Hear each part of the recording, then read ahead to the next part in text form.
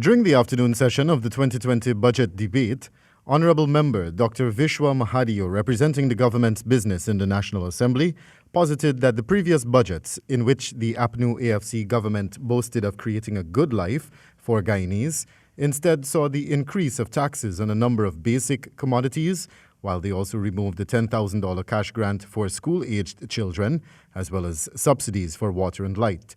He spoke extensively of the healthcare sector in Region 6 while questioning who really benefited from the Good Life budget presented by the previous administration. In the Auditor General's report for 2018, quote, comparison of the prices paid for drugs and medical supplies procured by the regional administration from local suppliers with that of the prices paid by MMU. On behalf of the opposition coalition, Dineshwar Jaiprasad rebutted by remarking that it would appear as though the $10,000 cash grant is the only thing the PPP ever accomplished in their tenure, since many speakers have been alluding to it. During his presentation, he focused heavily on local government, reminding that the PPPC administration had held only one local government election in its 23 years in office, which speaks poorly of their stance on democracy. The Honourable Member Mr. Indar,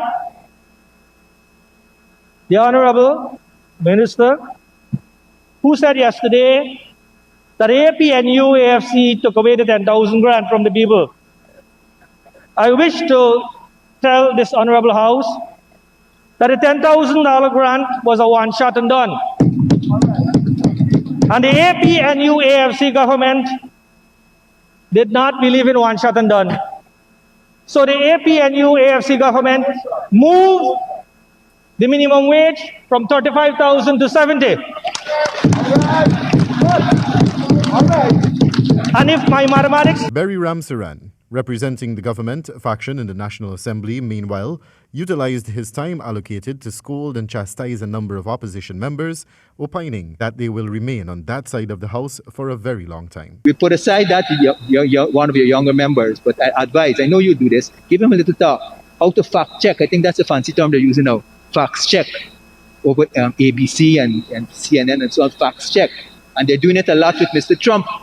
Mr. Trump, who is one of the most powerful men in the world, if not the most powerful, go to fact check. So I'm advising you, sir, you're not as powerful as he is. Honourable Member Cathy Hughes noted government's response to the COVID-19 pandemic while focusing on achievements in information communication technology, ICT, under the previous administration.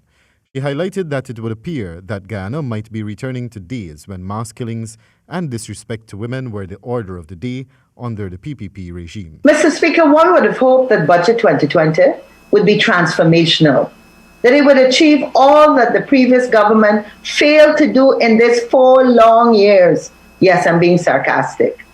But we can see the same political agenda of the PPP and the continuation of a failure to put Guyana first. Noting that 2020 will be remembered as the year when Guyana started to breathe again, Natural Resources Minister Vikram Bharat spoke to a number of achievements seen in Budget 2020, referring to, among other things, government's response to the COVID-19 pandemic by training more persons to administer COVID tests, increase in the number of tests per day, increase in old age pension, and removal of VAT on essential items.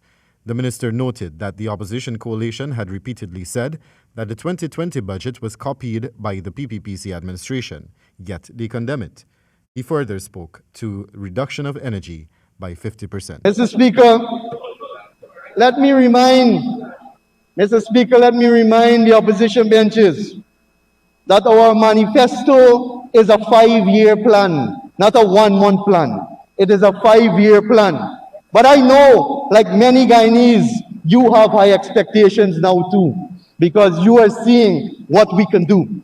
But you left us broke. You left us basically broke. So we have to rebuild from scratch like we did in 1992. And that is what we will do, because we are committed to building this country for all Guyanese. Dionarain Ramsarup, on behalf of the coalition opposition, highlighted progress made under the previous administration against the backdrop of what is being proffered in this 2020 budget. Mr. Speaker, we look forward to recognizing the accomplishment of the current government in office, but it will take a tall order to upstage or outshine the the APNU-AFC-led government. Mr. Speaker, one area to which I draw your attention, the forestry sector, in the hands of the private investor, and it's their initiative that will have to be given special attention regarding value-added products. Other members of parliament who made presentations on behalf of their faction included Minister within the Ministry of Housing, Susan Rodrigues, who focused heavily on government's housing drive, Sharad Duncan, and Dharam Kumar Siraj. The budget debate will continue on Wednesday at the Arthur Chung Conference Center at Liliendal. Wendell Badri for the HGP Nightly News.